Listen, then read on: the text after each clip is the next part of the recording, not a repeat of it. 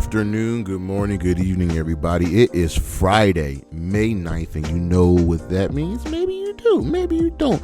But it is time for the High Risk Wrestling Podcast. I am your host, Jeremy Pierce. Check out the socials, Charismatic Creations on Facebook and YouTube, Charismatic_Creations52 on Instagram, and of course the 215 on Twitter. Also, I'm on TikTok, Charismatic_Creations52. I'm not here to ruin wrestling, but I'm here to see how the WWE can ruin another premium live event by putting on only 5 matches. But today we are going to preview the Backlash 2025 pay-per-view that is going down in St. Louis, Missouri. So you know who's main eventing of that show. We're going to get into it, but for now, you know what's next. So just go on and hit my music.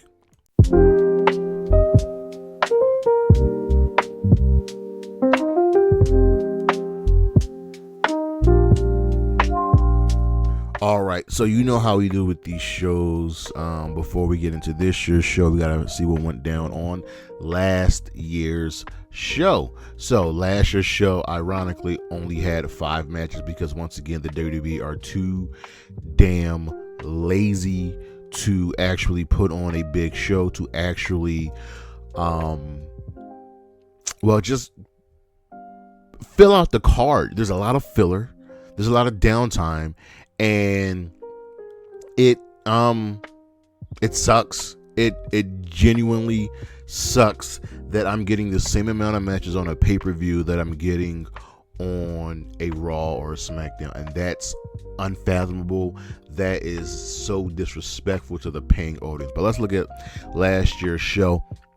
So first up, we had the tag team street fight with the Bloodline team of Solo Sikoa and Tama Tonga defeating Kevin Owens and Randy Orton. Remember, the show took place in Scotland, France last year. I'm gonna be perfectly honest with you all, I do not remember this show. The second match was Bayley defending the WWE Women's Championship against Naomi and Tiffany Stratton in a triple threat match. Bayley won that. Then we had Damian Priest defending the World Heavyweight Championship against Jey Uso. Damian Priest won that match, retaining. The fourth match was Team Black Girl Magic, Bianca Belair and Jade Cargill defeating the Kabuki Warriors to retain the WWE Women's Tag Team Championship. And the main event was Cody Rhodes defeating AJ Styles to retain the Undisputed WWE Championship. And just going back to check on things, it wasn't a great show. The street fight was really, really good. Even the women's championship match was really good, but this show ran for, I believe, 3.5 hours, and there was a total of, ready for this, ladies and gentlemen? There was a total of 1 hour and 34 minutes of bell-to-bell action. Let that sink in. That, ladies and gentlemen, is disrespectful. That, ladies and gentlemen, should be called to the carpet. The WWE should be dragged for putting on a show like that. And they're going to keep doing it because they don't care. They got to care more about the sponsors, and they care more about putting money in their pockets, but not the fans, and putting on the best show possible. Because 5 matches ain't it. But let's get into this year's card. We have 5 matches again. And the first match is the Intercontinental Championship with Dirty Dominik Mysterio defending against Penta. And look, I'm going to be honest with you all, this show's kind of predictable because it's Backlash. It's predictable. Nothing happens at Backlash. Maybe. We'll see. This stems all the way back when Dom wanted to get Penta to join the Judgment Day, and he said no. Then Dom won the match at WrestleMania, defeating Penta, Finn, and Braun Breaker to become the Intercontinental Champion. And you know, Dom's been getting into Penta's business. And that's just how things have gone that way. So Adam Pearce, no, it was Nick Aldis, made this title match because Adam Pearce was out for the day. So here we are. Dom's not losing, ladies and gentlemen. He just isn't. He just got this championship at WrestleMania, and usually if somebody wins the championship at WrestleMania, they're going to hold on to it for a good long while, at least up until SummerSlam. That's kind of how things just go. So look, even though this match is predictable, even though Dirty Dominik Mysterio is winning this match, Penta's going to make him look like $1 million. He's going to beat the holy hell out of Dominik. It's really, really that simple. And Dom's got to find a way to survive. Clearly, the Judgment are going to get involved. There's even going to be a point where it may look like Finn might have cost Dom the championship. That's all I'm saying. This match is pretty much going to be used to move stories ahead. If you've been paying attention to Raw, you can see that some things aren't quite adding up. Finn's clearly getting the cold shoulder from the rest of the group, even from one of his closest friends in JD. So it's going to be interesting to see who gets involved here and who helps Dom win the match. Next up, we have the Fatal 4-Way match for the United States Championship with Jacob Fatu defending against LA Knight, Damian Priest, and Drew McIntyre. And look.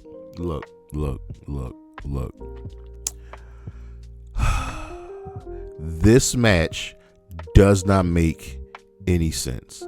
So, Jacob Fatu won the championship at WrestleMania, right? Defeating LA Knight. Follow me here. Then there's then made a triple threat match between Damian Priest, Drew McIntyre, and LA Knight, right? Priest wanted to come. Priest still got beef with Drew. LA Knight wants this championship back, and Drew wanted to go after Cena, but Randy Orton was first in line, so he's coming for the next baddest man on the block, Jacob Fatu. All right, all of that makes sense. So Jacob Fatu's got some challengers lined up. Triple threat match is made. Drew McIntyre wins the match. He is the number one contender to the United States Championship, right? Then LA Knight and Damian Priest get into it because Priest cost LA Knight a match. So they're going to have a one-on match. Whatever. Cool. Still following me here? The match breaks down and there's no winner. Solo gets involved. Jacob Fatu gets involved. We're backstage and Nick Aldis makes LA Knight versus Damian Priest in a triple threat match. Makes them a number one contenders match. And then all right, you know what? You'll be added in. So he makes the match for Backlash. Jacob defended against Knight and Priest, right? But then Solo says that doesn't make any sense because Drew already won the number one contenders match. Nick Aldis goes, "You're right. It's now a Fatal 4-Way match." None of that makes sense. Drew beat Priest and Knight to become the number one contender. Why not just have two separate matches? And then maybe you can get this show to a respectable card. You could have done Jacob versus any of these three men and then put the other two in their own match. You could probably do run it back with Jacob versus LA Knight and run it back with Priest versus Drew. Great. Hell, you could do Fatu versus Priest. We've never gotten that before. You could do Knight versus, there's so many things you can do, but no, you make this stupid ass Fatal 4-Way match. It doesn't make sense. Jacob Fatu's winning. The Simone Worth is not losing. He's a star. He is super, super over. This is just building to the inevitable Jacob Fatu Solo Sikoa match. Seeing as how both Tama Tonga and Tangaloa are not healthy enough to wrestle. And it just happens. But take Jacob Fatu to win here. Then we have Pat McAfee versus Gunther. This is a regular singles, everyday average one-on-one match. And I know there are people that are upset here. They're like, well, Why is this match happening? Gunther can't go after Jay. He just can't. Jay just got started. Gunther's got to get his get back at some point, but it's not happening. So they do this thing where we know Gunther is insecure. We know Gunther doesn't like being talked about. So he comes after Pat McAfee and Michael Cole on Raw. Tries choking out Michael Cole. Pat steps up for his boy. Pat gets choked out, taken to the back. Pat calls out Gunther. The match is made. And, I wasn't really sold on this match. Like, it was going to be fun. It was going to be a good match. I've seen Pat McAfee matches before. It's going to be good, but, like, make me care. Then they had this promo on Raw this past Monday, and now I cared. I don't see McAfee getting murdered. A lot of people see McAfee getting murdered. I don't see that happening. I can't find a way to think that Gunther is going to outright dominate this man. I mean, he should dominate this man, but no. Again, look at this. Another predictable match. Predictable winner. Gunther is winning here, and he probably won't choke out Pat. I'm going with the powerbomb and maybe a clothesline. But this is going to be an interesting match. Pat's going to give you a few hope spots, use his athleticism, and make this really, really interesting. But we're definitely taking Gunther to win here. Then we have Lyra Valkyria defending the Women's Intercontinental Championship against Becky Lynch. And this stems from right before WrestleMania started. Bayley was jumped on somebody. We don't know who it was. Lyra needed a new partner. It ended up being Becky Lynch. They win the tag team titles on WrestleMania. The next night, they lose the tag team titles. Becky turns on Lyra. Following week, Becky explains herself. Bayley jumped her, beat her up many, many times, never apologized for it. I can actually get with that. Like, this should be leading to Bayley versus Becky. I can't even remember the last time we had this match. I want to say 2019. And she was just trying to save Lyra from Bayley. Right? So, Lyra's not hearing it. When you're an opposite heel Becky Lynch, you got to bring your A game. And this has been the most interesting Lyra has been. This has been the best Lyra has sounded on the mic. And once again, Becky's going to do what she does at the end of this feud. She's going to put someone over and make them look like a star. Remember, they've already squared off twice, with Becky defeating Lyra for the NXT Women's Championship, and then Lyra getting the win back and getting the championship back. So, the Becky Hogan thing, if you know, you know. If you don't know, go look it up. It doesn't make any sense. This is the one match on the card where I don't think the winner is very, very obvious. Like, the smart money says Becky should win, so she can be the champion. She become a new Grand Slam champion. Well, she already is a Grand Slam champion. Let me look something up.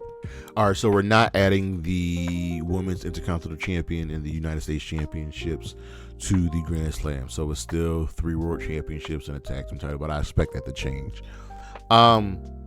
This might end up being my match of the night. Lyra's getting more and more confident in the ring. We know what Becky does. We know what Becky brings. Becky's not the best tactician when it comes to the wrestling ability, but it's everything else she does, the little things she does. It's the story that she tells with her facial features and her body, and the persona and entertainment she brings. Lyra is just really good, and I'm starting to really see what everybody else sees in her. And this match could go one of two ways. Either A, Becky wins, takes out Lyra, and we proceed forward, Becky facing people, and then possibly facing either Lyra or Bayley again. Or Lyra wins, retains, and Becky keeps crashing out. Now, which one do you like? Which one do you prefer? I'm actually going to take Lyra to win here because she's gotten the best of Becky these last couple of weeks. Let it keep going. This feud is ultimately to establish the Women's Intercontinental Championship. Just pump it up just a little bit more. And lastly, our main event, the possible main event. It's probably the main event. John Cena defending the Undisputed WWE Championship against Randy Orton in his hometown. And ladies and gentlemen, this is now being sold as the last time ever. One last time. John Cena, Randy Orton. And I wish this match had a stipulation, because the regular one-on-one matches honestly aren't that great. They're just not. Their stipulation matches are fantastic. And once again, this is very, very predictable. John Cena is going to win, and he's going to retain. But it's everything in between leading up to him retaining. Randy Orton said on SmackDown, he's bringing back the Legend Killer. He's bringing back the Punt Kid. Cena's a legend. He needs to go down. Cena wants to ruin professional wrestling for everybody and walk off into the sunset with his championship. Randy Orton is the first man to step up, and he and his longtime rival, well, it's about time they do it one last time. This is going to be a very, very fun match. It's going to be plotting at times, but ultimately, it's going to be good. It's going to be entertaining. You're going to see two dudes that know each other so well put on one last match.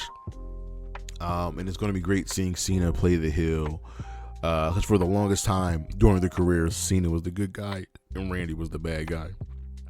And it's good to see the roles reversed. But take John Cena to win here, to retain the Undisputed WWE Championship. So let's go over the card one more time. I'm taking Dominik Mysterio to retain the Intercontinental Championship over Penta. Jacob Fatu to retain the United States Championship over LA Knight, Damian Priest, and Drew McIntyre. I'm taking Pat McAfee to retain. I'm taking Gunther to defeat Pat McAfee. I'm also taking Lyra Valkyria to defeat Becky Lynch, retaining the Women's Intercontinental Championship. I am also taking John Cena to defeat